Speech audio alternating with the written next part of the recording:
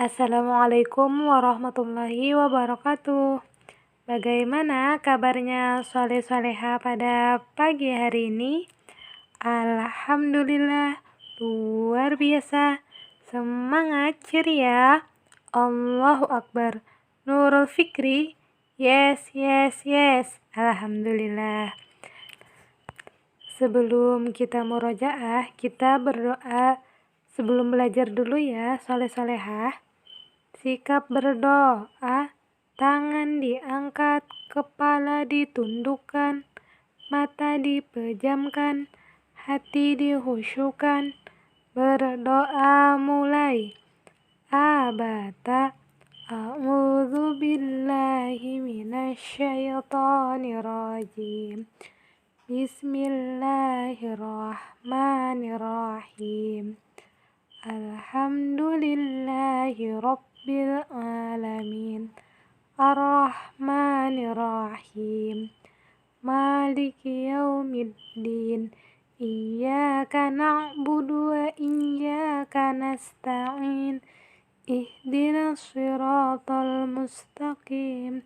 Siratal ladzina an'amta 'alaihim ghairil maghdubi 'alaihim waladdallin. Amin. Asyhadu an la ilaha illallah.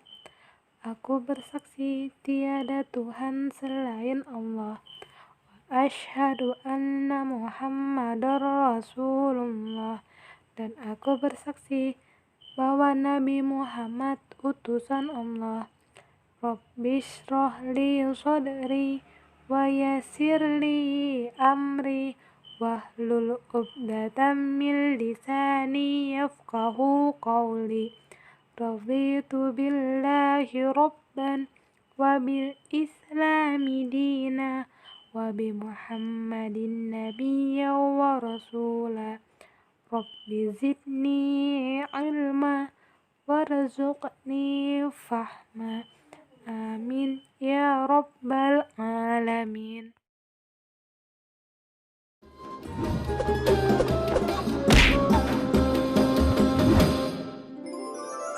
Kisah Nabi Saleh alaihi salam. Setelah Nabi Hud, keluarga serta pengikutnya hijrah ke Hadramaut, mereka membentuk kehidupan baru di sana dalam suasana keimanan yang tinggi. Sebagian anak keturunan mereka bermigrasi ke utara, ke daerah Hijaz. Di sana mereka membuat pemukiman baru dan berkembang turun-temurun. Bangsa baru ini dikenal sebagai bangsa Tsamud atau kaum Tsamud. Secara silsilah keluarga, kaum Tsamud berkerabat dengan kaum Ad. Mereka berasal dari satu kakek buyut, yaitu Iram cucu Nabi Nuh. Maka tak heran jika kaum Tsamud mirip dengan kaum Ad. Mereka orang-orang yang diberi kecerdasan tinggi oleh Allah Subhanahu wa Ta'ala. Kaum Tsamud juga mewarisi budaya dan keahlian bangsa Ad dalam bidang arsitektur. Mereka membuat bangunan megah di tanah datar dan membuat gunung-gunung untuk dijadikan rumah. Kaum Tsamud sangat mahir dalam ilmu pahat. Mereka membuat relief-relief yang indah. Kota mereka yang terkenal adalah Al-Hijr. Pengairan, pertanian, dan peternakan mereka berkembang sangat baik, serupa kaum Ad dahulu.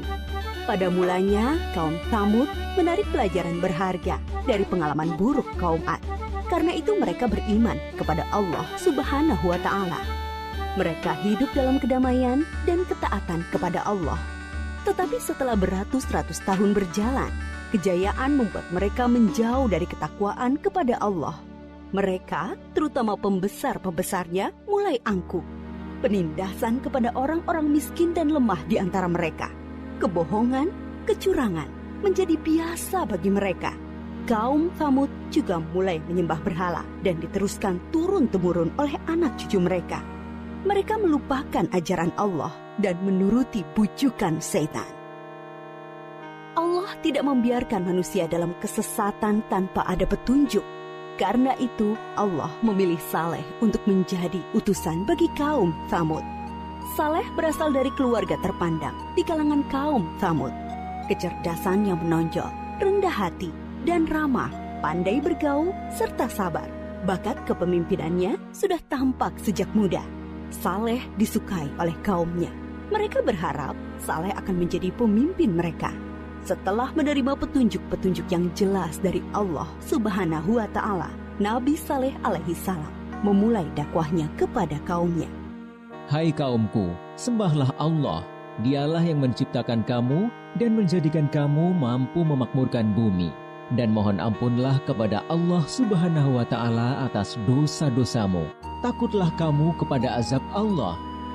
Tetapi kaumnya menjawab, Hai Saleh, kami sungguh kecewa kepadamu. Selama ini kami mengharapkan kau akan jadi pemimpin kami. Sekarang kau melarang menyembah berhala-berhala. Padahal ini adalah warisan nenek moyang kami. Kami tidak mau mengikutimu. Kebanyakan kaum Tsamud tidak mau percaya kepada dakwah Nabi Saleh, terutama para pembesar-pembesarnya. Hanya sebagian dari mereka yang menyambut seruannya, terutama dari golongan-golongan miskin dan lemah. Para pemuda kaum Tsamud mengejek orang-orang lemah itu, tetapi iman mereka sudah kokoh kepada seruan Nabi Saleh. Melihat hal itu, para pemuda kaum Tsamud menjadi sakit hati dan gusar. Keangkuhan mereka menjadi-jadi. Mereka tidak mau kehilangan pengikut. Mereka ingin Nabi Saleh tidak mempunyai pengikut sama sekali. Mereka berusaha agar orang-orang beriman itu meninggalkan Nabi Saleh dan kembali menyembah berhala mengikuti mereka. Kemudian mereka menantang Nabi Saleh untuk mendatangkan mukjizat. Mereka berpikir tentulah Nabi Saleh tidak bisa memenuhinya dan jatuhlah wibawahnya di mata para pengikutnya. Dengan demikian, orang-orang beriman itu akan meninggalkan Nabi Saleh. Hai Saleh, jika kau benar seorang nabi, perlihatkan kepada kami mukjizat. Kalau tidak, tentulah engkau pembohong. Nabi Saleh menjawab, Akan kutunjukkan kepadamu suatu mukjizat, tapi dengan syarat, kalian harus mengikutiku menyembah Allah. Mereka menuju Bukit Berbatu. Nabi Saleh memohon kepada Allah dengan penuh kesungguhan supaya diberi mukjizat. Dari dalam batu besar, keluarlah seekor unta yang sangat istimewa. Besar, gemuk, berbulu tebal, sangat bagus, dan hamil 10 bulan. Para pemuka kafir sangat terperanjat. Kaum Tsamud memang ahli dalam memahat batu. Tapi unta ini sungguh indah dan hidup, bukan patung pahatan dari batu. Nabi Saleh berkata, Inilah unta Allah, jangan kalian mengganggunya, supaya tidak turun azab atas kalian. Dia mempunyai giliran makan dan minum dengan kalian. Sehari biarkan dia minum dari sumber air. Sehari giliran kalian dan ternak kalian. Unta itu bebas berkeliaran di pemukiman kaum Tsamud. Pada hari di mana unta itu minum dari sumber air mereka, semua ternak menyingkir seolah mempersilahkannya. Air susu unta itu cukup untuk memberi makan banyak orang setiap hari. Siapapun boleh memerahnya, tetapi tidak boleh mengganggunya. Tapi semua ini tidak menjadikan pemuda-pemuda Tsamud beriman kepada Allah dan Nabi Saleh. Sejak itu, pengaruh Nabi Saleh semakin besar. Bertambah kuat keyakinan orang yang beriman. Para pemuda Tsamud semakin cemas. Mereka takut wibawa mereka makin turun dan tidak mempunyai pengikut lagi. Maka mereka mengadakan rapat rahasia untuk menghentikan dakwah Nabi Saleh. Mereka sepakat untuk membunuh unta mukjizat itu. Para pemuda Tsamud menyuruh 9 orang untuk membunuh unta itu. Mereka ini adalah para penjahat yang dikenal berani dan kejam. Bersama-sama mereka membunuh unta. Ada yang memanah dan seorang menyembelihnya. Pemuda Tsamud mengumumkan pembunuhan unta itu dengan congkaknya. Mereka berpikir dakwah Nabi Saleh akan terganjal. Tentu banyak orang beriman yang akan meninggalkannya karena mukjizat yang sudah tidak ada. Masyarakat sangat sedih dan ketakutan mendengar kabar itu. Mereka sedih karena tidak bisa lagi minum air susu unta ajaib itu dan takut azab Allah akan benar datang menimpa mereka. Para pemuda Tsamud mendatangi Nabi Saleh dengan angkuh dan penuh rasa kemenangan. Hai Saleh, kami telah membunuh untamu. Datangkanlah azab yang kau ancamkan kepada kami. Kalau tidak, pasti kau pembohong besar. Kalian diberi waktu 3 hari untuk bersenang-senang di rumah kalian. Setelah itu, azab dari Allah pasti akan datang.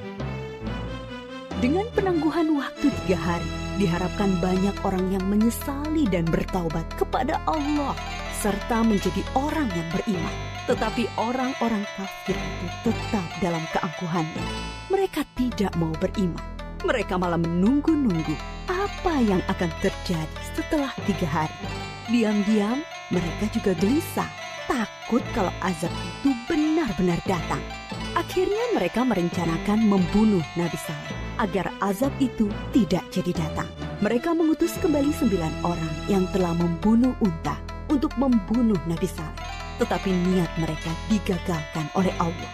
Ke-9 orang itu mati ditimpa batu dari langit ketika menuju rumah Nabi Saleh. Nabi Saleh dan pengikutnya kemudian hijrah ke Palestina. Menjelang hari datangnya azab, Nabi Saleh sangat sedih meninggalkan Al-Hijr, membayangkan azab Allah akan menimpa kaum satu kampung halamannya. Aku telah menyampaikan kepada kalian ajaran Allah, tetapi kalian tidak menyukai kebenaran. Kemudian Nabi Saleh berangkat menuju Palestina bersama sekitar 110 pengikutnya. Setelah 3 hari berlalu, terdengar suara sangat keras menggelegar dari langit. Petir menyambar dan bumi berguncang karena gempa dahsyat. Semua orang kafir itu mati mengenaskan. Bangunan yang mereka banggakan banyak yang ambruk. Binasalah kaum Tsamud yang durhaka. Sampai saat ini, sisa-sisa pemukiman kaum Tsamud berupa rumah dan gedung dari batu yang dipahat masih bisa dilihat di Saudi Arabia dan merupakan situs bersejarah dunia. Kaum Tsamud dibinasakan oleh Allah dengan azab yang singkat tapi dahsyat. Mereka diazab karena tidak mengesahkan Allah dan tidak mau mengikuti utusan Allah, yaitu Nabi Saleh. Mereka memilih mengikuti syaitan. Dan walaupun yang membunuh unta hanya beberapa orang, tetapi orang kafir yang lainnya merestui. Mereka mendiamkan perbuatan jahat di antara mereka. Kisah kaum Tsamud mengajarkan kepada kita keharusan taat kepada Allah dan Rasul-Nya, serta pentingnya amar ma'ruf nahi mungkar dalam masyarakat, yaitu menyuruh kepada kebaikan dan melarang kemungkaran.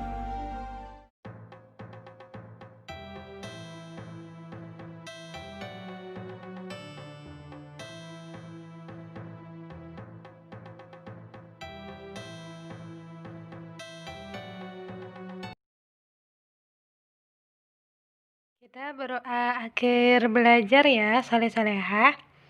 Sikap berdoa, tangan diangkat, kepala ditundukkan, mata dipejamkan, hati dihusyukan. Berdoa mulai. Abata. A'udzu billahi minasyaitonir rajim.